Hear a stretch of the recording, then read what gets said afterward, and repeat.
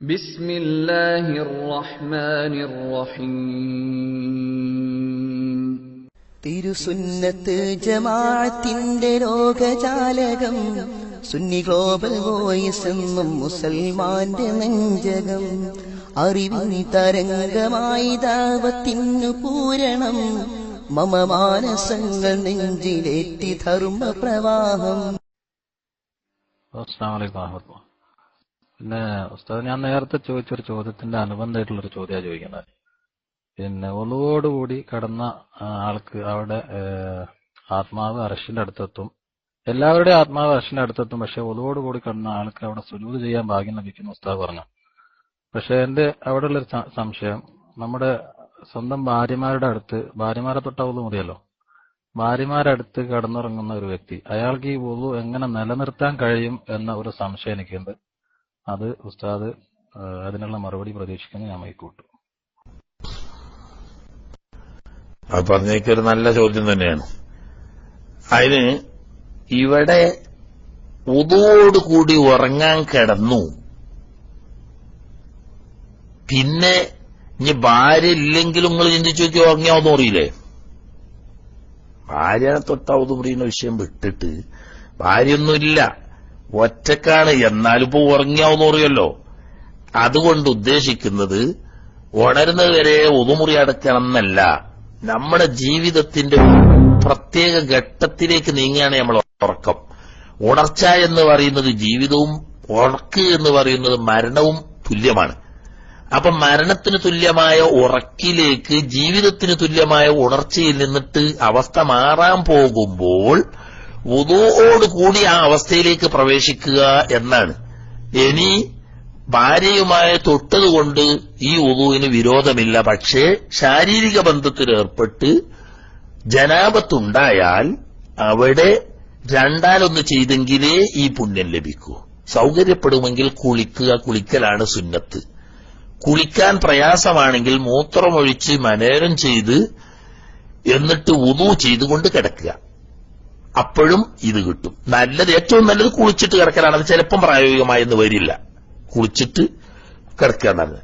രാവിലെ സുബഹിന്റെ കളാകുന്നതിന് മുമ്പ് എഴുന്നേറ്റ് കുളിച്ചാലും മതി, കടമ വിടും. പക്ഷേ എങ്കിലും ഈ ജനാബത്തോടുകൂടി അങ്ങനെ കിടക്കാതെ ജനാബത്തുണ്ടായിക്കഴിഞ്ഞാൽ ഉറങ്ങുന്നതിന് മുമ്പ് മൂത്രമൊഴിച്ച് വൃത്തിയാക്കി വുളു ചെയ്തുകൊണ്ട് കിടക്കുക, അപ്പൊ ഈ പറഞ്ഞ പുണ്യം കിട്ടും.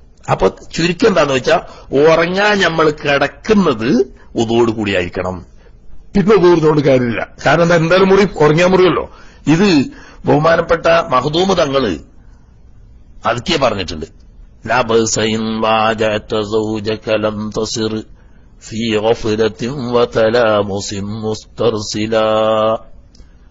അള്ളാഹുവിന്റെ ദിക്ർ തീരെ അവഗണിച്ച് പരസ്പരം സല്ലാപത്തിൽ മതിമറക്കാതെ ഭാര്യയോട് ഒന്നിച്ച് കിടന്നു എന്നതുകൊണ്ട് ഈ വുളുവിന് പ്രശ്നമില്ല. കാരണം ഇവിടെ വുളുവോട് കൂടി ഉറങ്ങാൻ കിടക്കുക എന്നേ ഉദ്ദേശിച്ചിട്ടുള്ളൂ. ഇല്ലെങ്കിൽ എന്തുകൊണ്ട് ഭാര്യ ഇല്ലെങ്കിലും ഉറങ്ങിയാ വുളു മുറിയുമല്ലോ. അപ്പൊ എന്താ വെച്ചാൽ ഉറക്കിലേക്ക് പ്രവേശിക്കുന്നത് ശുദ്ധിയോടുകൂടിയാകുക എന്നതാണ്. അപ്പോ ശാരീരിക ബന്ധത്തിൽ ഏർപ്പെടാതെ ഭാര്യയോട് ഒന്നിച്ച് കിടക്കുമ്പോ അള്ളാഹുവിന്റെ ദിക്ർ അവഗണിച്ച് പരസ്പരം സല്ലാപത്തിൽ മതിമറന്ന് ആവുമ്പോ ഈ വുളുവിന്റെ പ്രസക്തി നഷ്ടപ്പെടും. അതില്ലാത്ത നിലക്കാണെങ്കിൽ ആ തൊടുന്നത് കൊണ്ടോ ഒന്നിച്ച് കിടക്കുന്നത് കൊണ്ടോ ഈ വുളുവിന്റെ മഹത്വം, അതായത് വുളു കൊണ്ട് ഉദ്ദേശിക്കപ്പെടുന്ന വുളുവിനോട് കൂടി ഉറങ്ങാൻ കിടക്കുക എന്ന് പറയുന്ന പുണ്യനഷ്ടം. അതേ സമയത്ത് കൂട്ടത്തിൽ ശ്രദ്ധിക്കേണ്ടത്, ഭാര്യയുമായിട്ട് ഒന്നിച്ചു കിടക്കുമ്പോ ശാരീരിക ബന്ധത്തിൽ ഏർപ്പെട്ട് ജനാബത്തായിട്ടുണ്ടെങ്കിൽ രണ്ടാളും മൂത്രമൊഴിച്ച് വൃത്തിയാക്കി വുളു ചെയ്ത് വുളുവോടുകൂടി കിടക്കണം. എന്നാൽ ഈ പുണ്യം കിട്ടും. അപ്പൊ ജനാബത്ത് എന്നുള്ളത് പ്രശ്നമല്ല. കാരണം എന്തെന്ന്, ജനാബത്ത് സുബഹിന്റെ തൊട്ട് മുമ്പോ അല്ലെങ്കിൽ സുബഹി കളാകുന്നതിന് മുമ്പോ എഴുന്നേറ്റ് കുളിച്ച് സുബഹി സ്കരിച്ചാൽ മതി. വുളു ചെയ്ത് കഴിഞ്ഞാൽ ഉറങ്ങുന്നതിനുള്ള കറാഹത്ത് നഷ്ടപ്പെടും. അപ്പൊ വുളുവോടുകൂടി ഉറങ്ങുക എന്നുള്ളത്. ജനാബത്ത് ഇല്ലെങ്കിൽ ദിക്റുകളൊക്കെ ചൊല്ലി ഈ വുളുവോടുകൂടി കിടക്കുമ്പോൾ രണ്ടുപേരും ഒന്നിച്ച് കിടക്കുന്നതുകൊണ്ട് ഈ വുളുവിന് പ്രശ്നം ഇല്ല. ഓക്കെ. അസ്സലാമു അലൈക്കും വറഹ്മത്തുള്ളാഹി വബറകാതുഹു. ഉസ്താദെ, ഒരാള് PM ചോദിക്കുന്നുണ്ട്, സ്ത്രീകൾക്ക് മനസ്സുള്ള സമയത്ത് ഒളു എടുക്കാൻ പറ്റുമോ എന്നാണ്. വലൈക്കും അസ്സലാം വറഹ്മത്തുള്ളാഹി. ഇസ്തിഗാസ ചെയ്ത അതിനൊരു മുൻഗണന ഉണ്ട് എന്നാണല്ലേ നമ്മളെ വെപ്പ് അല്ലേ? അപ്പൊ അതുകൊണ്ട് ആദ്യം ഇസ്തിഗാസന്റെ കഥ പറയാ. അതായത് വലിയ ഹൈലോ നിഫാസോ ഉള്ള അവസരത്തിൽ വുളൂ ചെയ്യാൻ പാടില്ല, ഹറാമാണ്. അപ്പൊ പിന്നെ അവർക്കോന്ന് ഹൈലോ നിഫാസ് ഉണ്ടാവുന്ന സമയത്ത് എന്തായാലും സുജൂദ് ചെയ്യാൻ പറ്റൂല എന്നുള്ള ഉറപ്പാണ്. അതായത് വുളൂവോടുകൂടി കിടന്നാൽ ഇങ്ങനെ പുണ്യം കിട്ടുന്നല്ലേ പറഞ്ഞത്, അതെന്തായാലും കിട്ടൂല എന്നുള്ള ഉറപ്പാണ്. കാരണം ആ സമയത്ത് അവർ നിസ്കരിക്കാനും പറ്റാത്ത അവസ്ഥയാണ്. പക്ഷേ അവർ നിരാശപ്പെടേണ്ടതില്ല. ഇങ്ങനെയുള്ള ഹൈള് നിഫാസ് എന്നീ പ്രതിബന്ധങ്ങൾ ഉള്ളതല്ലാത്ത സമയത്തൊക്കെയും എന്നും ഉറങ്ങാൻ കിടക്കുമ്പോൾ വുളൂ ചെയ്യുന്ന ഒരു സ്ത്രീയാണ്. പക്ഷേ ഹൈള് തുടങ്ങിയത് മുതൽ ശുദ്ധിയാകുന്നവരെ പിന്നെ വുളൂ എടുക്കാൻ പാടില്ല. നിഫാസ് തുടങ്ങിയത് മുതൽ ശുദ്ധിയാകുന്നവരെ വുളൂ എടുക്കാൻ പാടില്ല. അപ്പൊ ഈ വുളൂ എടുത്ത് കിടക്കുന്ന പുണ്യം മഹത്വവും ഒക്കെ അവർക്ക് നഷ്ടപ്പെടുമല്ലോ, അതുണ്ടാവില്ല. ശറഈയായ ഉദ്റ് കൊണ്ട് ഒരു പുണ്യകർമ്മം ഒരാൾക്ക് നഷ്ടപ്പെട്ടാൽ ആ നഷ്ടപ്പെടാൻ ഇവം നഷ്ടപ്പെടുത്താതെ ഈ പ്രതിബന്ധമുണ്ടാവുന്നതിന് തൊട്ടുമുമ്പ് ഈ വ്യക്തിയുടെ അവസ്ഥ എന്തായിരുന്നോ അതനുസരിച്ച് അവന്റെ പട്ടികയിൽ അള്ളാഹുവിന്റെ മലായിക്കത്ത് രേഖപ്പെടുത്തിക്കൊണ്ടിരിക്കും എന്ന് റസൂലുള്ളാഹി സ്വല്ലല്ലാഹു അലൈഹി വസല്ലം തങ്ങൾ പഠിപ്പിച്ചു. ഇവിടെ സ്ത്രീകൾ മനസ്സിലാക്കേണ്ട ഒരു പ്രത്യേകത ഉണ്ട്. അവർക്ക് വെറുതെ ലക്കിൽ കിട്ടുന്ന ഒരു നേട്ടം, അതായത് നല്ല കാര്യങ്ങളൊക്കെ ഈ ശുദ്ധിയുള്ള സമയത്ത് പരമാവധി ചെയ്യുക. ഏകദേശം നാളെ മറ്റന്നാളായിട്ട് മാസാന്ത ഉണ്ടാവുന്ന ഹൈള് സംഭവിക്കും എന്ന് തോന്നുമ്പോൾ ആ ദിവസം കൂടുതൽ പുണ്യകർമ്മങ്ങൾ വർദ്ധിപ്പിക്കുക. ഉദാഹരണം, നാളെ ആണ് സാധാരണഗതിയിൽ ഒരു സ്ത്രീക്ക് മെൻസസ് തുടങ്ങുന്നതെങ്കിൽ ഇന്ന് നന്നായിട്ട് സുന്നത്തായ അമലുകളൊക്കെ വർദ്ധിപ്പിക്കുക. നാളെയും അത് വർദ്ധിപ്പിക്കണം എന്ന നിയ്യത്തുണ്ടാകുക. അങ്ങനെ നിൽക്കുന്നതിന്റെ ഇടയിൽ പിറ്റേന്ന് അത് തുടങ്ങി.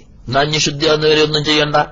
എന്നാൽ ഇന്നലെ എന്തൊക്കെ സുന്നത്തായ അമലുകൾ അവൾ വർദ്ധിപ്പിച്ച് ചെയ്തോ അതൊക്കെ ശുദ്ധിയാകുന്നത് വരെയുള്ള ദിവസങ്ങളിൽ ഇങ്ങനെ എഴുതിക്കൊണ്ടിരിക്കും. അപ്പൊ 7 ദിവസം ഹൈള് നോട്ടിക്കോളിന്നാൽ ഇതിന് 7ന്റെ തൊട്ട് മുമ്പുള്ള ദിവസം ചെയ്ത അതേ കണക്കിന് ഈ 7 ദിവസം, അപ്പൊ 8 ദിവസം ഒരേ പട്ടികയായിട്ട് വരും. അധ്വാനിക്കാണ് കൂലിയിട്ട്.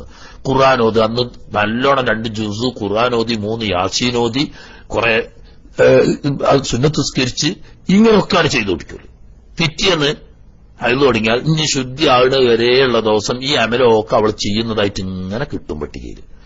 കാരണം എന്താ, അവൾ നേരത്തെ ഇതിന്റെ മുമ്പ് ചെയ്തതാണ്. ഇന്ന് ചെയ്യാത്തത് എന്താണ്? അവൾക്ക് ശറയിൽ ഉദറുള്ളതുകൊണ്ടാണ്. അപ്പൊ ശറയിൽ ഉദറുള്ളത് കൊണ്ട് ചെയ്യാതിരിക്കുകയും ഈ ഉദറില്ലാത്ത സമയത്ത് ചെയ്യുകയും ചെയ്ത അമല് എനിക്ക് ഉദറില്ലെങ്കിൽ ഞാൻ ചെയ്യുമായിരുന്നു എന്ന നിയ്യത്തുണ്ടെങ്കിൽ ചെയ്തതായിട്ട് വരും. അപ്പൊ ഓതാത്ത ഖുർആന്റെ കൂലി ഓതിയതായിട്ട്, നിസ്കരിക്കാത്ത സുന്നത്ത് നിസ്കരിക്കാത്തതിന്റെ കൂലി നിസ്കരിച്ചതായിട്ട്, വുളൂ ചെയ്യാതെ തന്നെ വുളൂ ചെയ്തതായിട്ട് ഇങ്ങനെയൊക്കെ കൂലി കിട്ടും. അപ്പൊ അവര് നിരാശപ്പെടുകയൊന്നും വേണ്ട. പക്ഷേ ഈ സമയത്ത് വുളൂ ചെയ്യാൻ പാടില്ല എന്നത് നിയമമാണ്.